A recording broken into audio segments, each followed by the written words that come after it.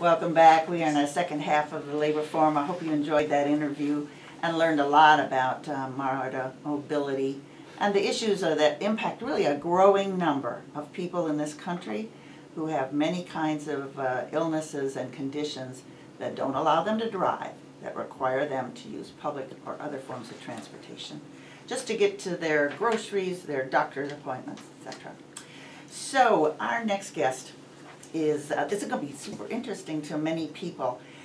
Cynthia Hewitt is a professor at Morehouse College, and I guess it's 2 weekends ago now, 2 weeks ago, there was a conference that she worked on for many, many months, and I invited Cynthia to come and talk about this because it's a program that is, I don't know if to me it's very innovative, that at Morehouse there would be a program that would introduce students to the labor movement and have them become engaged in the whole struggle of workers' rights.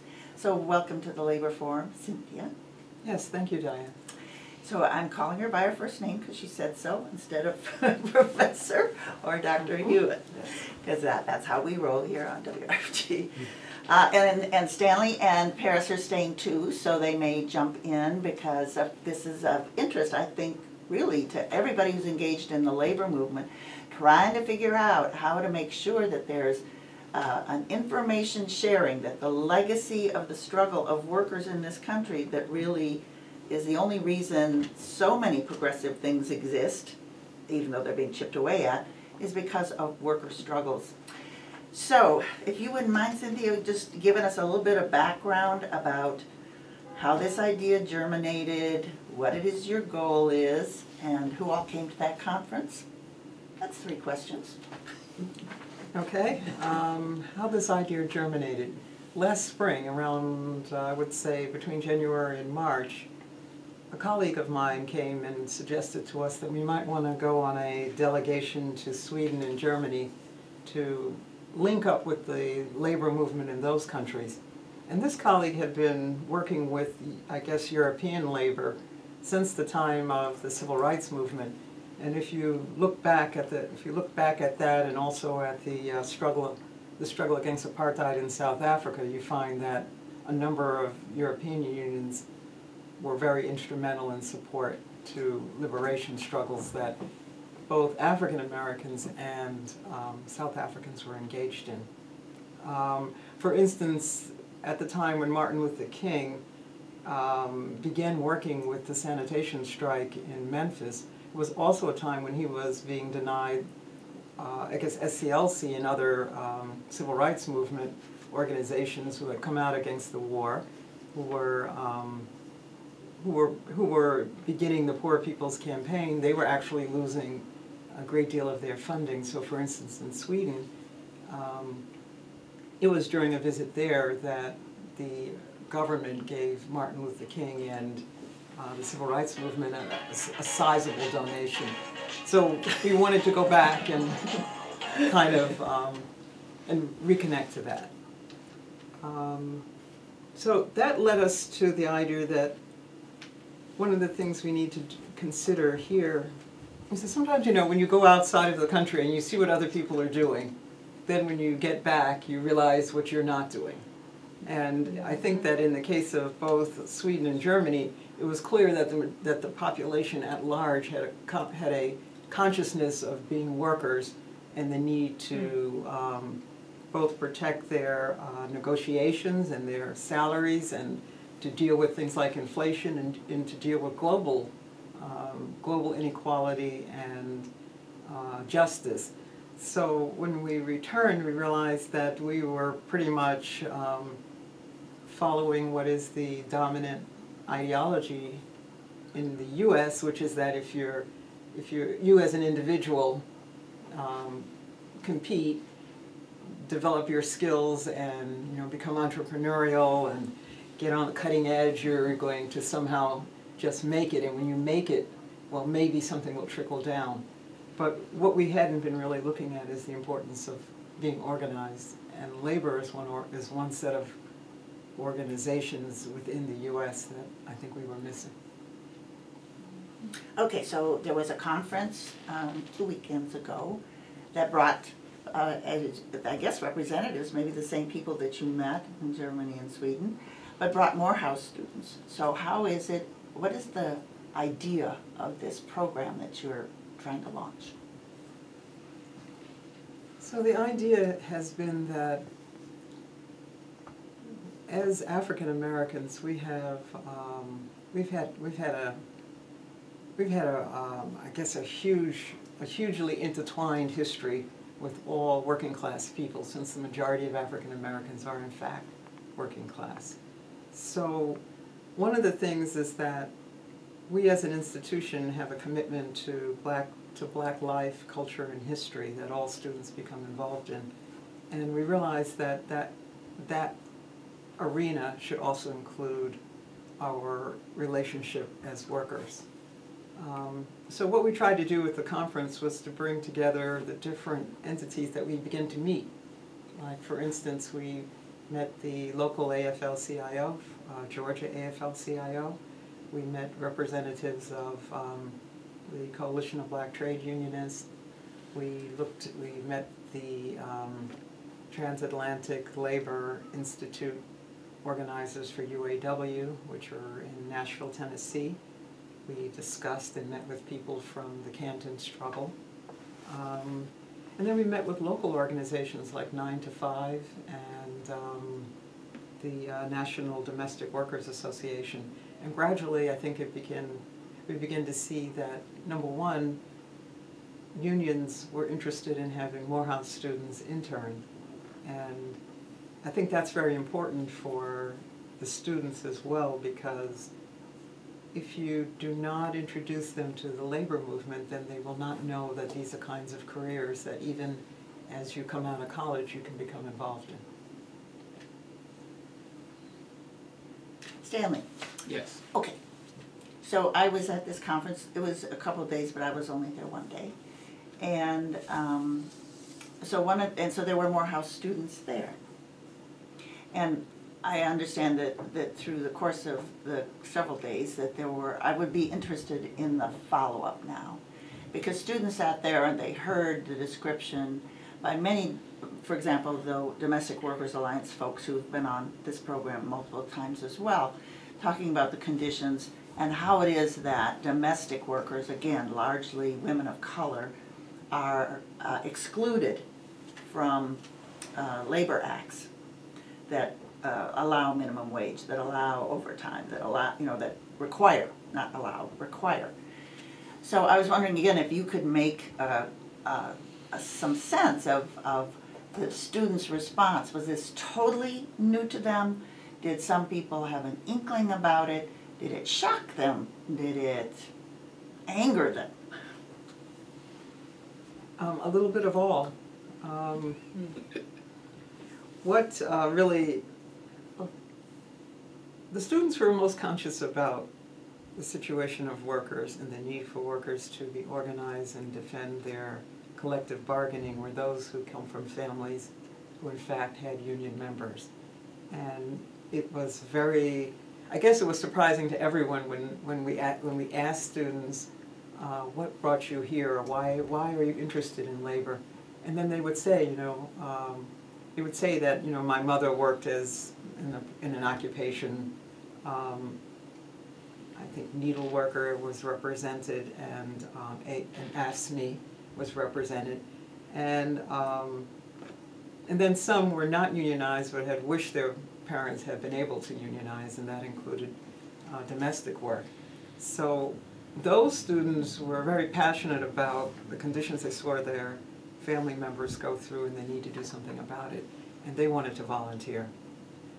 On the other hand, it was also amazing to me to see the degree to which some ideological positions have filtered through to the students. For instance, twice I heard students repeat the idea that if you raise the minimum wage, then the cost of living for various items will rise, and that will be counterproductive for workers in the long run. Which we know there's no direct relationship between the wages paid in many places like a fast food restaurant and the overall wage scale in areas like housing or in utilities, etc., all of which go up and have no, or not directly affected by wages in other sectors. But the fact that students thought that and brought that to students who were otherwise considered socially conscious, and I would have thought progressive, would raise that question. That led me to think we have a lot of work that needs to be done to make an analysis of the politics and economics connected to labor. All right, so let me go a little further. Okay, so now the conference has been held, and at the end there were certain things that were raised. Students could, even while they were students, become interns, provide research, help be organizers, do. So I just wanted to ask again how you saw this relationship of people who are still in school become part of this program, and what is it that the unions who were there have also asked for them to do? So I would say that, first of all, the Georgia AFL-CIOs, in the person of Yvonne Robinson and Charlie Fleming, were very inviting of the students to be interns in various unions here. Some departments have had internships. My department, I'm a sociologist. Our students do an internship before they graduate.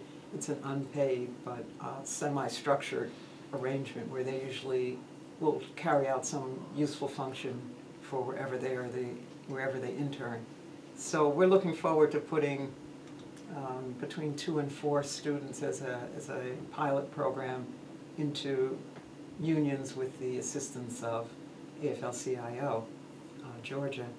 And then, for instance, we also honored Bill Lucy, who I have to call the doyen of the African Americans in labor because of his over 40 years of experience and contribution to the relationship between African American freedom and union social justice. So Bill Lucy was on hand, and the area that he suggested, I think more than any other, is the need to broaden and deepen the conversation about the importance of being organized and I guess the options and the righteousness of the causes that we're engaged in. So I think another area that I'm very interested in is connecting with our cinema, television, and emerging media program, which is run by Professor Stephanie Dunn, as well as Dr. David Rice. And in that program, they produce journalists as well as people who are writers.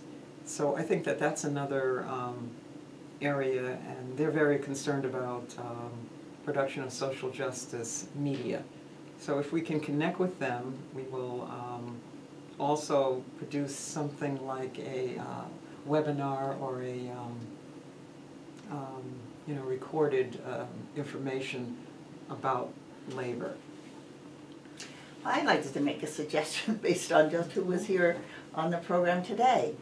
See, I think one of the ways that the student activists, regardless of the field that they're in, could be so helpful to labor is, in fact, all of the social media skills they have, everything from Twitter and Facebook and certainly YouTube and Instagram and all of those ways that information now is largely conducted and communicated by people under a certain age and maybe some over.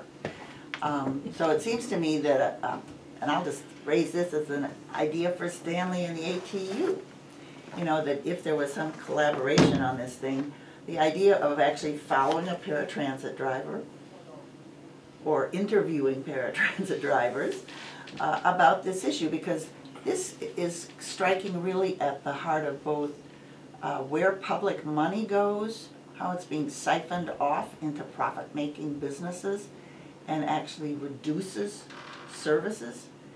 And it relates to healthcare. It just really relates to so many things. I think this would be a cool project. It will. The reason why I'm sitting here quiet, because I'm just in awe as into what they're doing. I'm kind of jealous that we didn't get an invite to the table, because this is something that actually we had the opportunity back in 2014 to work with some interns, and when I tell you awesome, these kids was great. They was there on time. They just was very intrigued as into what we're doing. It wasn't their major. It was just they got in, and you would think that it was literally affecting them. Like they took on the issue and they took it personal. Like, you're not going to do these to these MARTA drivers because we need them to get here. I mean, we went to the streets. They was with us, Twitter, and they actually got our Facebook and Twitter page up and running. So I definitely support this organization with the utmost respect. I do think that sometimes people, they just need to be called to the table. They don't know how to get there, but when you call them to the table, they're there because they do come from a union background, or they have an uncle or relative that was into labor, or they could connect, or if it wasn't, you tell them what it's about. And some people, it's just in them to just raise a lot of sand for the right cause. If we do this the right way, we could bring about a change. Everybody wants to be on that winning team. And if you show them that what we're doing right now is going to produce a winning team down the road, you have their attention. If you look around the country, colleges are actually attempting to organize, which I find very intriguing. Like that students are starting to realize we need to speak in one voice, because I don't think they're hearing our individual voices. But when we come together as a body, they have no choice but to hear us. And I think that's an excellent thing. Well, I think that's a great idea. It's true that when you show students how to come to the table or how to help, then they're very happy to do so. And I really I've spoken to a lot of students for whom this was an exciting idea. And of course, some of them are already involved. Some young graduates, I guess, recent graduates, have been involved in the labor movement recently. So there are a lot of alumni around who have some experience. And then you said, well, why didn't you get that invite? It was just such a struggle to pull it together. So we just missed so many people. I won't miss another one. So it's entirely our fault that you didn't get that invite. But we're looking forward to the next one and to making it more inclusive. Certainly. Just to know it's going on. It's a great thing, and I say it all the time, I don't have to be everywhere. Just to know that labor is still producing is an excellent thing. And just to know that a program like this exists, it's to know that labor has children coming up behind it, and they're on the right path. And whether you go on a job that has a labor union there, if you have a labor background, a labor core in you, you can bring about change on your job itself.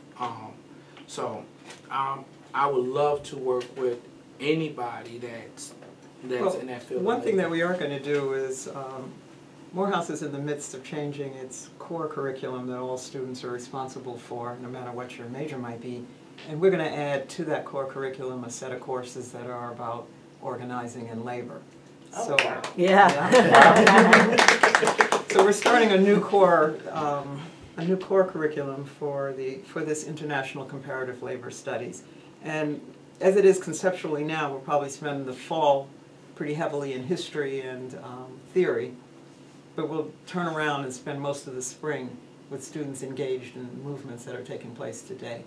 So if we do that, we're hoping that we will each year come through with maybe, if we have classes, maybe 25 students who have come through with 50 students who have some kind of understanding at the end of their freshman year. And then we'll build from there. So in the meantime, we're planning to bring in also as guest speakers and lecturers to this class members of the union community, organizing community in Atlanta. So we look forward to hearing from people who might like to come in and talk about their, their perspectives, their issues, what's happening. Well, I have 3 future students. That would be great. Cynthia, I had a question related to history. Carol Anderson wrote a book, Eyes Off the Prize, which described a shift from human rights that started out, I think, after the World War II in the late 40s, and people like W.E.B. Du Bois and the formation of the United Nations. And then there was a switch to civil rights, and it narrowed things to lunch counters and desegregating, but didn't address core questions that we're still facing today, like income inequality. And I think the same problem happened in South Africa, where apartheid was ended, but there's still a lot of economic issues that haven't been addressed. Can you talk about, really, to me, the centrality of the role of black workers in general, in the South in particular, for all of us to be free? Well, I would say that, number one, whenever you're thinking about African American, I guess I'll add the American workers in the South, we can consider that the vast majority of the surplus value that they produced over the last 3 centuries at least was taken without returning any of it to them, or very little of it, through slavery or Jim Crow and those processes.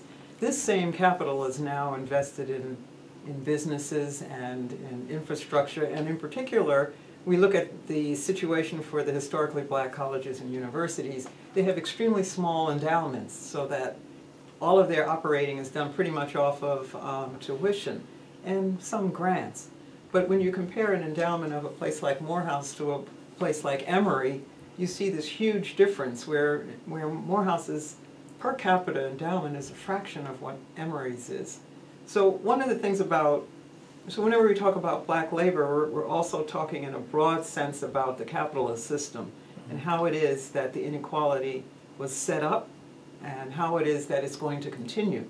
Because as anyone knows who just does some minor amount of mathematics, whoever starts from a larger base number, when you have an incremental change on the base, a big base is always going to get a larger increment than a small base. So if you start with a small base and you get an average amount, 5% growth, the gap will simply grow because the larger base will generate, in terms of total quantity or value, more than the small base can possibly generate. Hence, inequality grows because of this centralization of capital. So I think that for African American workers, we recognize that there's really not a catch-up in the system. However, it is extremely important that everybody does take a close look at what workers earn, because the idea, when you mention human rights versus civil rights, the liberal idea is that you can have programs or assistance or aid of some kind in order to bring about equality. But we would argue, and at least I would argue, that first of all, you have to have proper remuneration. Your labor has to be properly paid for, because once people earn sufficient living wages, the social problems can be dealt with, and they deal with them themselves. They don't really need somebody to come and give them this program. No. So I think that's true for all of our working classes, that we're too ready to say, well, we need to give you something special, when in fact we're just asking for justice, just for what we've earned. And so I think that's really important. Wow. Yeah, wow. All right. We have just a minute or so left. I don't know if you want to repeat or give any contact information, because is this program, it's really only open to Morehouse students and faculty, or can some other person or other unions who have been listening to this program who also didn't know about what was happening, who do they contact? What do they do? Well, we're 2 weeks out of our conference, so don't overwhelm you. no. I'm more than happy for everyone to come with ideas, but I just want to say that there isn't a blueprint. We're in the process of making a blueprint. So all concepts are possible. That's what I think to begin with. So you can always look at what's happening on the Morehouse website, www.morehouse/ICLS, and in that way you can follow, or you can email me directly. I'm cynthia.hewitt@morehouse.edu, and that's cynthia.hewitt@morehouse.edu. And we would be more than happy to hear from those involved in labor struggles, traditional unionists, as well as the other aspect that we're really concerned about is the future of work. That's one of the things that we saw in the situation of the German workers. For instance, the German workers were not forced to go to assembly line production. So when you talk about quality that a German producer was able to do, it was partly because they retained their artisanal quality of their work. So one of the things we want to look at here is, to what extent are we going to go beyond economism into a greater looking at sustainable jobs. And even at the conference, someone brought up the idea that we have sustainable agriculture and organic foods industry, but we're not really looking at how the workers in there are actually being paid, because everyone is so happy with the general idea. So we want to be happy with the new ways in which we're going to work in the 21st century, but we also want to take a look at those. So it's pretty broad. Well, I've been fascinated by this conversation. I've been inspired, and I've certainly been educated some more.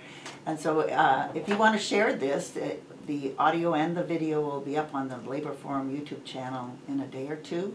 And we are certainly going to invite every single one of these guests back. Thank you so much on behalf of the Labor Forum.